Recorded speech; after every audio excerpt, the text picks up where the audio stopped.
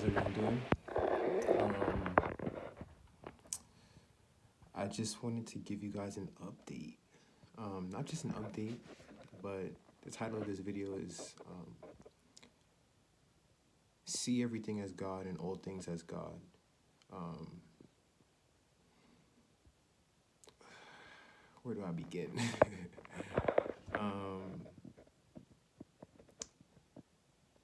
so let me give you an update about the semen retention that's been going on. So if y'all watched my last video, and if you didn't, that's fine too. I'll give you a quick update. I relapsed around February 17th after I was at about 218 days of semen retention, and I relapsed. Fuck the bitch.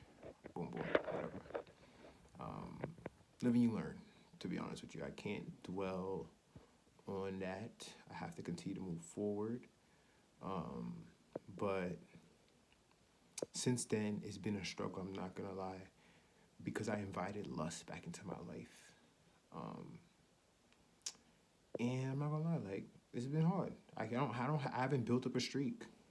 That's tell you how hard it's been. I'm not saying like it's been difficult. It's just like if you relapse, you lose your streak. That's it. And it's only been 2 months since my last relapse. So unless I didn't relapse within those 2 months, I haven't built a streak. So if I could give you an idea of, in theory, what my streak really is, 4 or 5 days. 4 or 5 days probably. Just because it's been I'm not like fiending, but I've had points where I messed up, if you know what I mean. Don't look at pornography. Do not look at pornography, guys. Don't do it. I had to read. We don't hate women. We hate lustful thinking about women. That's what I think a lot of people like in the manosphere, they like hate women. We don't hate women. We hate lustful thinking about women. Women are not bad people. Not at all. I think it's important that some guys, do some research on the pimp, because the pimp is a guy who has a lot of women, but he lets them do stuff for him, but he also has a certain reverence for them. And I want people to understand we do not dislike women. We hate lustful thinking. And that would just put you into a more godly state, per se. But so I'm just going to give you an update on the semen retention, or everything that's going on there. I think 30 days, after 30 days, if you can get up to 30 days, because I'm starting over again, like, but if you can get up to 30 days, like, that's when you got to start being like you up there now. Because 30 days is tough. Like, some days it's easy. I don't even think about sex at all. And some days is you wake up. It's the mornings that we make, because that's when you got your wood and everything. You feel me? You wake up and you like, if you was somewhere, if I was in college in mornings, nigga, I would be taking down some pussy, or fruit in the morning. But I'm living right now with my mom and everything, so don't be thinking about women when you living with your mom. It's just no point. Another reason why I don't want to give you reasons why you should do this. Do it honestly. Do it for just doing it for its sake of doing it. Like, don't be so outcome oriented. Like, just do it for the sake of doing it. Like, be happy that you did. Be happy that you did something hard. That sounds like so. I'm just telling you, like, a lot of people get dopamine from these cheap sources of dopamine. Like, I actually get some dopamine from doing 30 days of semen retention and be like, damn, nigga, like, I can get this shit off the muscle, nigga. Like, fuck all that.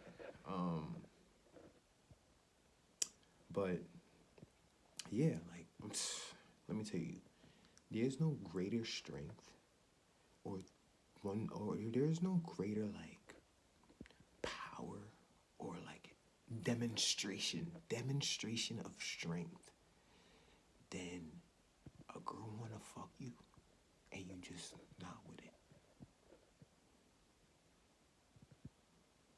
You're not with it. You don't even go for it. You know how many niggas would cave for bitch wanna fuck them? I've done it in the past. That's how I lost my streaks, because bitch wanna fuck me. I wasn't like I was trying, just They expressed they was choosing, and I shut up, run up, and cut up. That's it. Um, but if you can show you demonstrate this the strength you have, and I mean that's strength. That's for real. That's demonstration of strength. You're showing that you have power over your lust. Not to her, you're showing yourself. You like, wow, look how strong you are. This man is, you're just different. You're different. You're not trying to impress her because she's giving you the ultimate what you want. And you say, nah, I'm good. I'm good. Come on, bro. That's y'all niggas don't know. A lot of niggas will tell you, a lot of clown niggas, they're just addicted to their flesh. And they think it's cool fucking a lot of bitches. Come on, bro. I'm telling y'all, you don't know the feeling. Experience it for yourself in your own reality.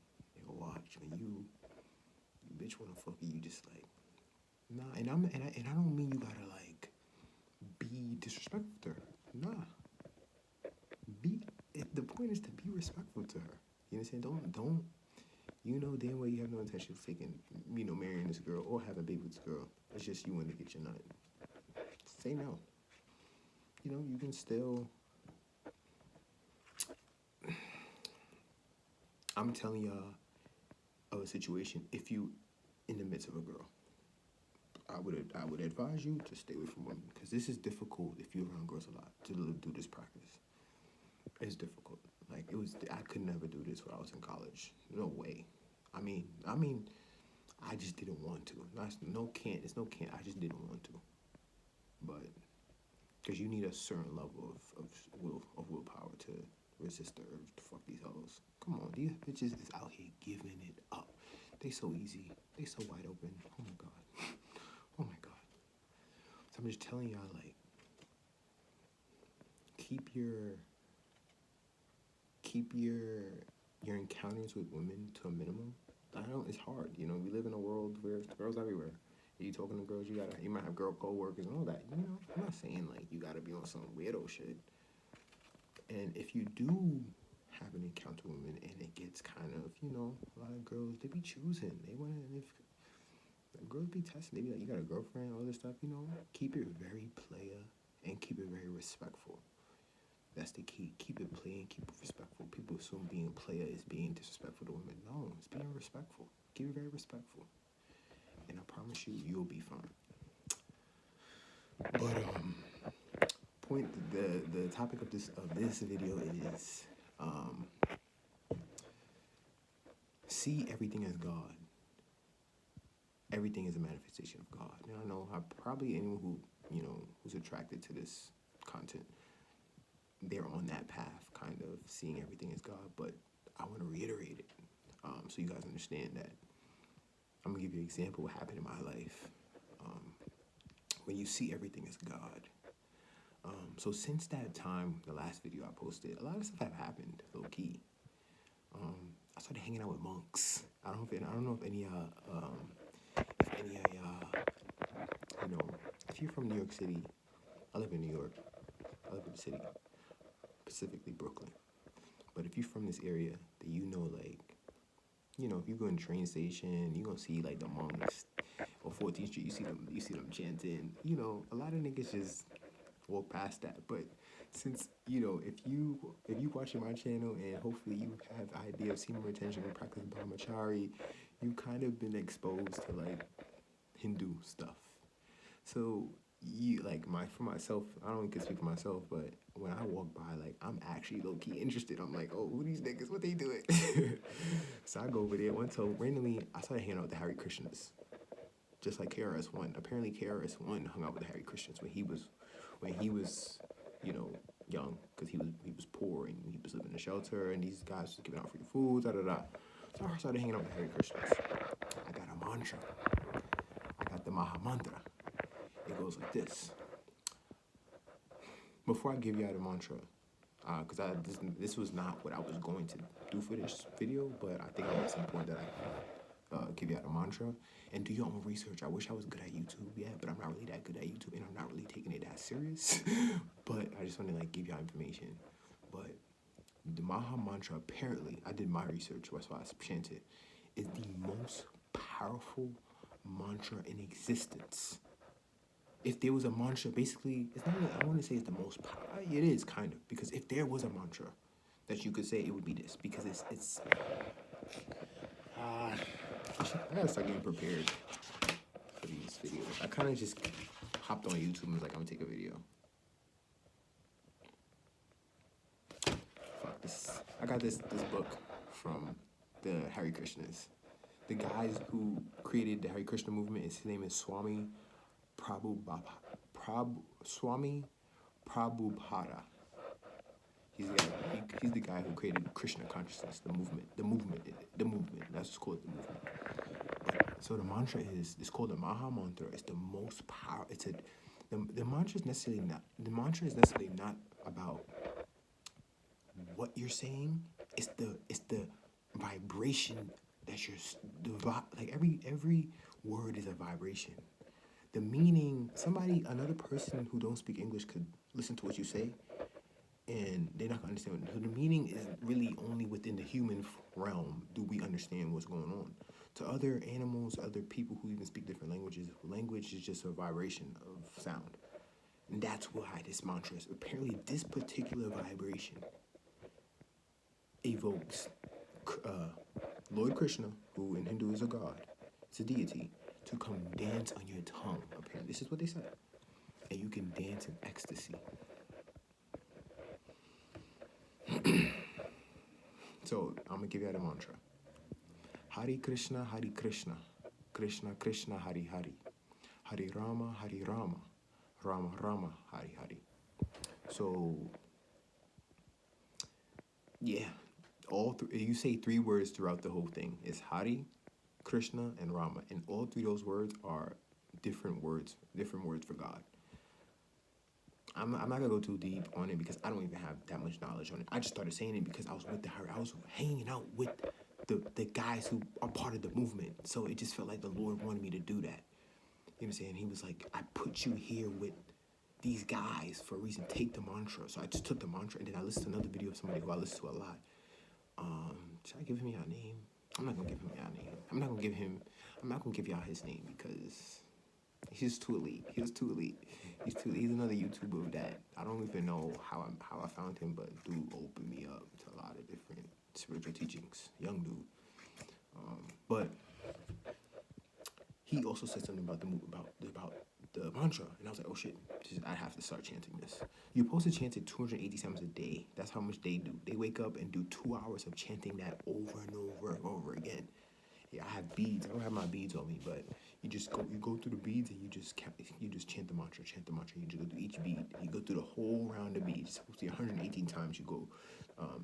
You chant the mantra. But I just want to talk about like what my life has been like since learning the mantra. Since a lot of things, and why I say see everything as God. In the Bhagavad Gita, I'm being prepared for these videos because it's not like I'm speaking off the dome, but I'm speaking off the dome of things I've read. I would love to have the book with me and but bro, I just come on YouTube and just give y'all information if anybody want to rock out with this. Since my last video, no one's seen my videos, so whatever, I'll still post because I think it's good to post and, put out some knowledge to the world for someone to, if one person sees what and gets some type of inspiration from what I said or knowledge, that'd be a blessing. It helps one person. I just want to let people understand like the power of seeing everything as God.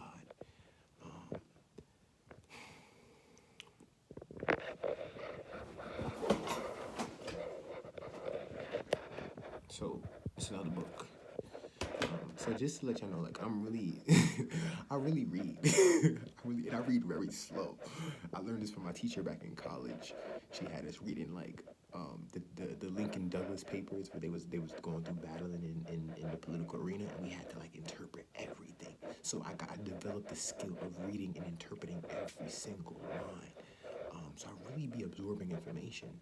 I read things over, like, just to give y'all an idea.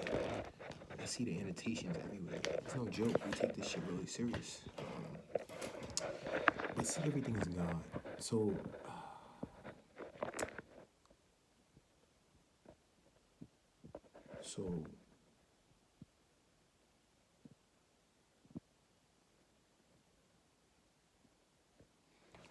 basically, since I found this mantra, I've been lately thinking a lot about, you say the mantra and you suddenly evoke God into your consciousness. You start saying Krishna name, like, even if you don't know anything about the mantra. Someone just told you chant the mantra. You start chanting the mantra, you're like, who is this person? Who's Krishna? Who's Hari? Like, what's Hari? What's Rama? Whatever, it doesn't really matter, because what happens, what you're doing is you're invoking positivity into your consciousness. So I'm reading another book that's upstairs, and I can't even walk right now. That's a whole nother story, but everything aligns perfectly. I have another book I'm reading, Let Go, by David R. Hawkins. Letting Go. Crazy book. That's a really good insightful information that matches exactly what I'm telling y'all about. If you see everything as God, then you say, a lot of like really Christian people be like, God's punishing me. God's not punishing you. The God don't punish. What? He just does things for his own amusement, for the universal will. You think the dinosaurs getting hit by asteroid, killing their entire species, that was God punishing them? The dinosaurs were just doing dinosaur things. You know what I'm saying? They had no conceptualization of sin or doing bad. So I want people to get out of this, like, duality of thinking. It's like, oh, God's punishing me, or God's doing this for me. It's not like that. At least I don't believe so. What I've learned, it's not like that.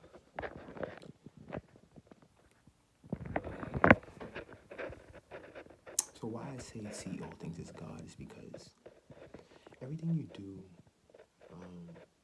you should understand that, well, it will serve you better if you do it in a way that you're doing it in a devotional way to the Lord. It's not for you.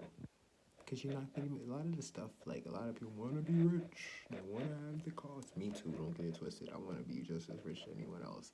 I want penthouses, lots of cars, lots of women, all of that. Don't get me wrong. But obviously, there's certain things that I probably have to do to bring that into my life.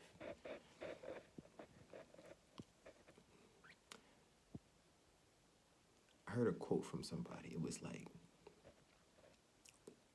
I think it was Naval Ravikant. Y'all know him. Y'all know my son really has those. He's really intellectual and everything. He said, enjoy what you do. Don't do what you enjoy. How do you enjoy what you do? Some shit sucks, right?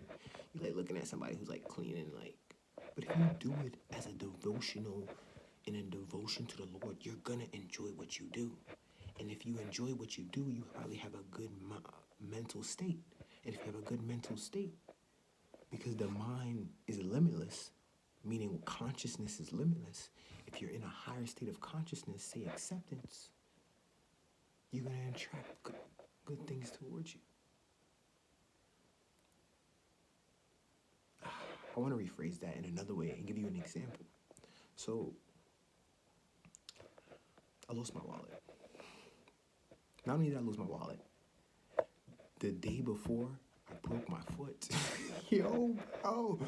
What? And the whole time, the first thing I broke my foot, I was like, wow, this is just unfortunate. That's what it was. I felt like this was unfortunate. At the time, I was like, this is unfortunate. But I read a lot and stuff, and I know ways of handling emotional turmoil. That's all it was. It was emotional turmoil because I have attachment to my body. I have a strong attachment to my body.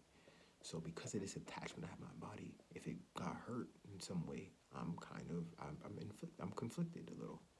But I have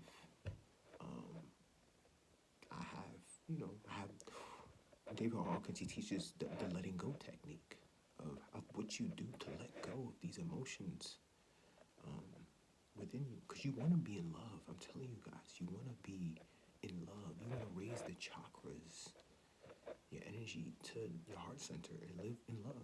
You know what I'm saying? It's the best way because it serves you. It has the best utility. Just on a practical means, it has the best. It's the best utility. It's better than living in negativity. Negativity doesn't help you. It does not serve you in any way. It's best to live in positive mindset. Um, so, where was I at?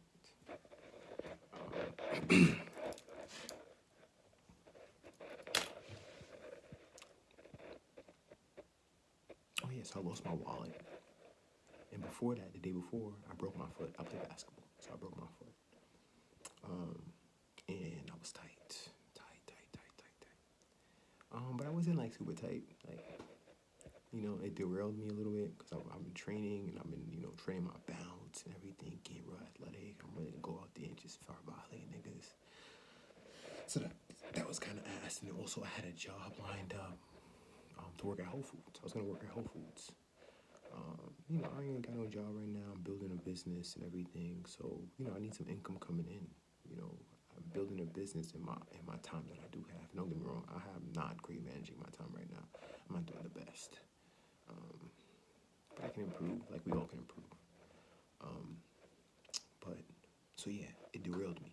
I did not have a job. I did not have my job no more because I couldn't even walk. I was getting paid $17 an hour at a beautiful place and whatever. I was really excited for this job, but whatever. Because in this book, it's the Bhagavad Gita, by the way, interpreted by some guy named Eknath Easwaran. But in his book, he talks about how what the yogis preach is be the same in pleasure and pain. You gotta be the same. You gotta just be the same. And it's the same thing the Stoics teach. The Stoics of Greece, they said the same. They said they understood the same philosophy. You understand? It's like be the same. It doesn't really matter. Outside events can affect you because if you understand who the self is still. The self is like untainted. It's like the sky and the things that happen are like the clouds, but the sky is the backdrop. The sky is the canvas upon which color is thrown upon. That's the self. And if you understand this, you understand the true nature of the self. You don't feel any type of way when things happen, good or bad. Obviously, we hope for goodness, but things do happen that are not good. And you have to remain the same. I'm not saying that you're a human being. Emotions are going to happen, but you got to understand how to process the emotion and look at them for what they are objectively. Emotions. This comes from a certain level of stillness. You have to practice meditation. You must practice meditation because if you understand how to find the sky, the still pond from which all drops of water arise, when you understand this, you understand that all of those things, the ephemeral, how the guy put it, the ephemeral elements that the planet is floating in. Imagine the planet, like the planet is just in space, just floating. I guess it's floating. Like what is it? What's the word? Is it floating? It's not floating. It's in gravity. What is the word? Let's just use floating. That's the best description of it because it's just floating. It's floating, and the ephemeral elements, things that you can't see, that's God. He makes up everything. So I lost my wallet, broke my foot. Two bad things happened. I just didn't care. I'm not saying like in a like nonchalant way. Like I was tight in the beginning, and it's okay to be tight. It's okay to be tight. I felt the emotion. I tried to look. I looked everywhere. I was kind of upset. I beat up myself, and a little bit. But I realized I know the truth. I know the nature of things. And once you know the truth and the nature of things, these emotions, these eruptions in your stillness, they calm down. So I lost my wallet. I told my mom it was in my house, but I really lost it on the street. And my mom be tight because I be getting high. So she mad. So my mom is mad. She's like, "Leak, it's because you be smoking." I'm like, nah, the smoking has to do with it.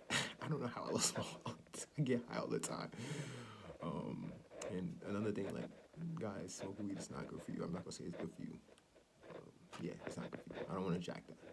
If you smoke, you smoke. You know what I'm saying? But I don't want to jack like I'm promoting it. It's not. I want to promote this. If you would love to, you could accelerate the benefits of your spiritual enlightenment by not smoking. But damn, it's 25 minutes. I'm not even trying to go this long. I wasn't even trying to go this long. But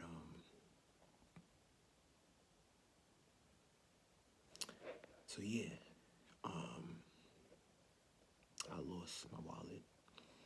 I was tight, but I let go. Then no. First I broke my foot. I was tight. Then I let go. Um, so I was upset. I'm not gonna lie. It had me down for a minute. And then today I just said, you know what? I'm gonna continue my practices and continue my routine. So randomly, this is so random. My mom calls me. I'm downstairs in my office, kind of. I'm downstairs. My mom's like, "Yo, there's some guy who's like trying to like get into our house." I'm like, "Let me go." I have one leg working right now, so I'm hobbling up the stairs. Like, let me go see who this nigga is. Let me see what's up. So I get up there. He's gone. White dude. My mom said white dude in a BMW. And she was like, my mom, she an old lady. She be watching news. You know when they watch when the parents watch the news, they're hyper like always living in fear. That's why you gotta take parents don't watch the news because they living in fear like the world's a bad place. The world is not a bad place at all. We're living in one of the greatest times. People in 1930s would love to just be a bum in 2022. Like that's how fortunate we are. That's another point. But so so I lost my some guy coming in my crib trying to break in whatever, and he's like looking through our mailbox. My mom is watching him on the camera. I'm like, Mom, why didn't you go greet the guy? Like, but my mom telling you these parents are living in fear, so they don't want to do none of that. They're scared. I should have greeted him. You know what I'm saying? See what's up, people. Have courage. So whatever.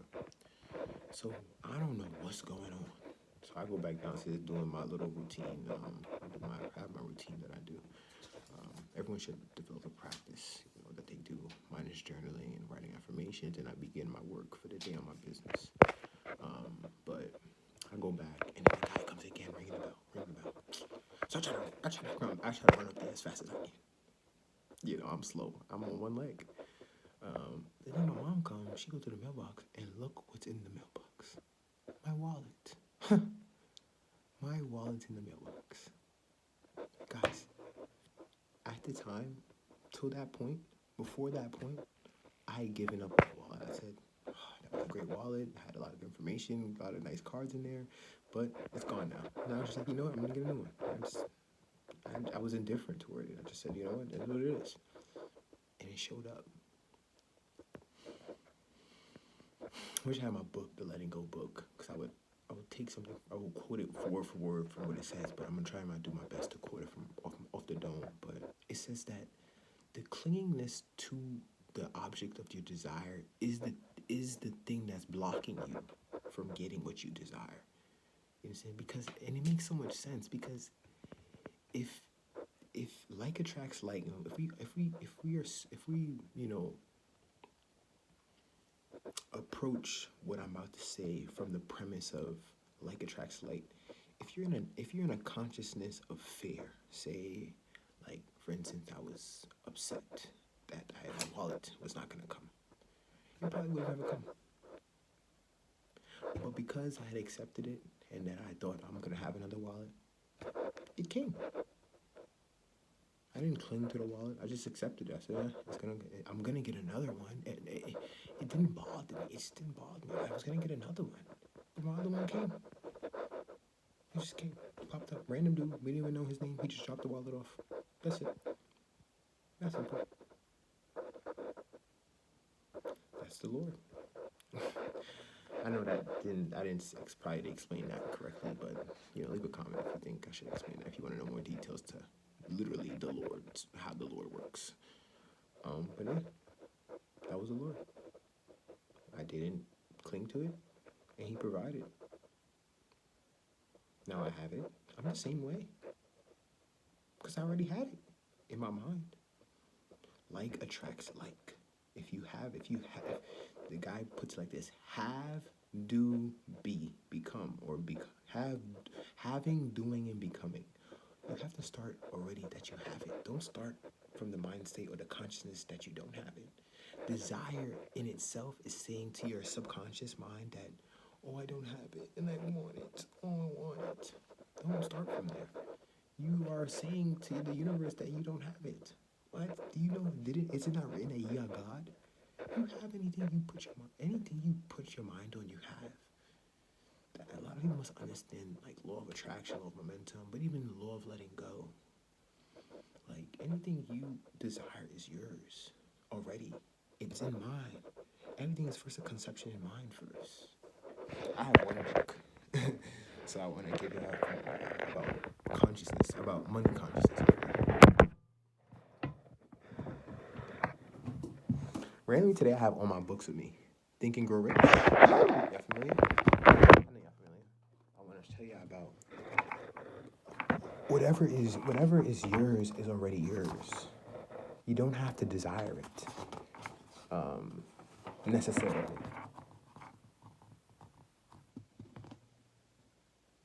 Okay, perfect. I laid it on the page. So here's what it says. If you truly desire money so keenly that you desire is an obsession, you will have no difficulty in convincing yourself that you will acquire it. Like, if you truly desire it, you know you're gonna have it, and you have it already because you know I'm gonna get it. I'm gonna get it. That's what they talk about. Like, whatever you do, whatever your purpose is, whatever, it has to be like live or die trying. There's no quit. I'm quitting. Whatever you, it's like you have to be a man on a. That's why Senior Retention is so good because you got to be a man on a mission. Don't be fickle and wearing going out. You have to be a man on a mission. You got to. So I'm gonna continue reading. This is from Think and Grow Rich, Napoleon Hill. If you truly desire money so keenly that your desire is an obsession, you will have no difficulty in convincing yourself that you will acquire it. The whole point is that you must convince yourself that you're gonna acquire it. That's it. Once you believe it, it's done. It's yours. You believe it, it's done. You have it.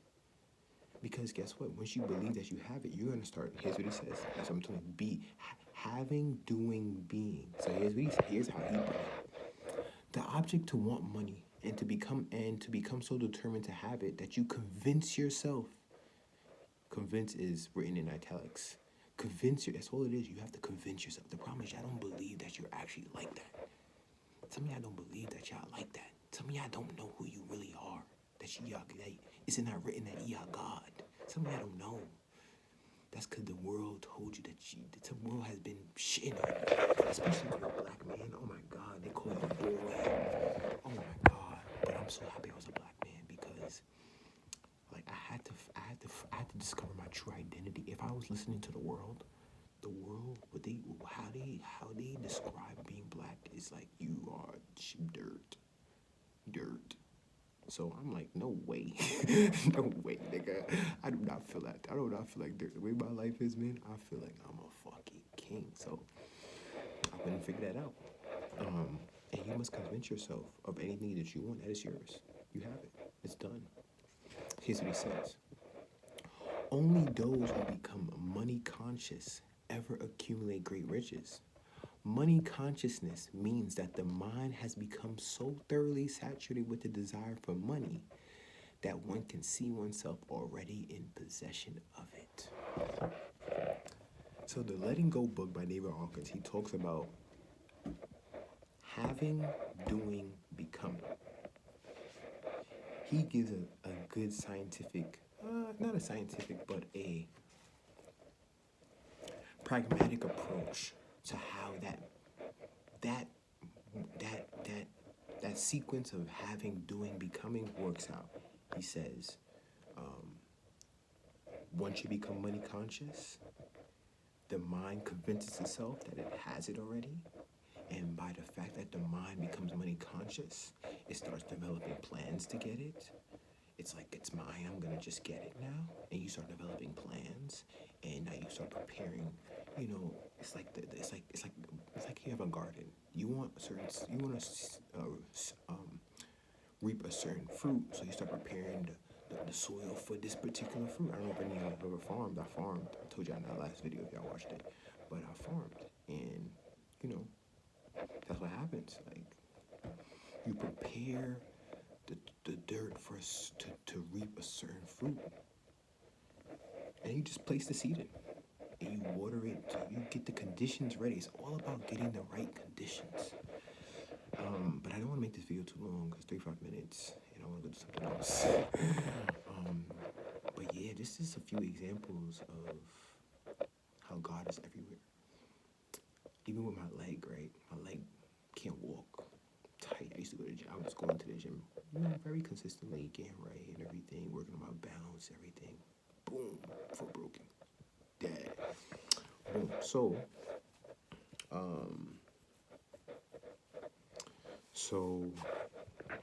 what happens now? I didn't look at it in a negative way. I said, God is doing this for a reason. I kept saying that. Like, I'm chanting my mantra, and today I discovered the breath work. Discovered breathing again. Like, cause I used to do meditation for breathing, and then I started to do it for to observe my consciousness in a way. I don't know if any meditators understand this. Like, you can observe your consciousness, the contents of your mind, the thoughts that make up your mind. That's all you're doing. Or you can decide to say, fuck the thoughts. I'm just gonna focus on the breath. That's how I started meditation. I was just focusing on the breath, but I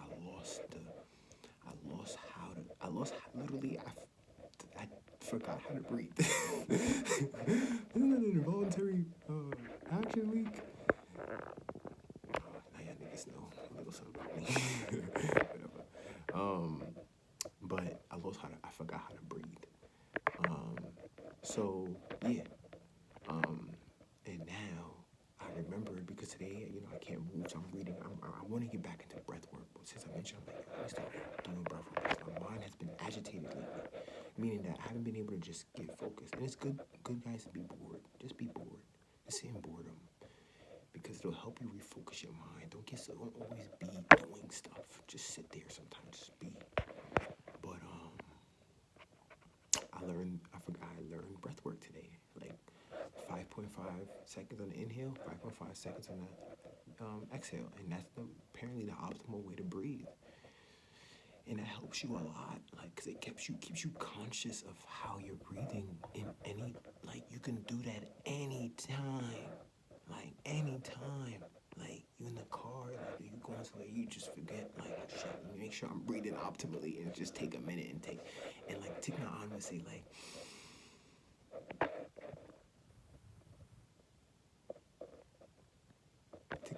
just take in the refreshing elements of the present moment. Like, oh my God, bro. But yeah, that's really it for today. I like how I ended this one off, because last one I was kind of like all over the place, but I kind of had an idea of what YouTube would be like again. So that's I'm gonna keep getting better. If I get time, I just thought today would be a good time, because like I feel like I've had the presence of God with me today. So I thought I should just go ahead and speak. I feel like he's talking through me. So that's it. I'll see y'all another time. You did.